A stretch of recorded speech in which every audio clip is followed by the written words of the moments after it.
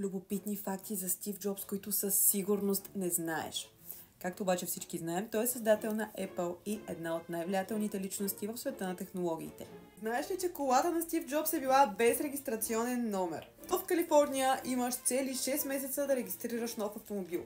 Съответно, на всеки 6 месеца Стив Джобс си е купувал Mercedes SL55 AMG и съответно 6 месеца той е карал без регистрационен номер, след което си е купувал нов и нов и нов. Освен това, той е бил и фрукторианец, което ще рече, че почти цяло се е хранил само с плодове.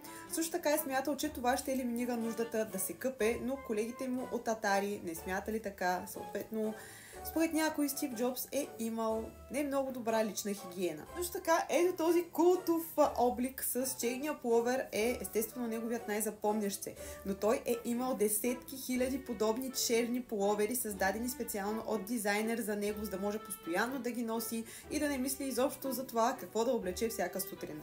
За още подобни интересни видеа можеш да последваш тук профила на Max1 Hosting. Коя да е следващата известна личност?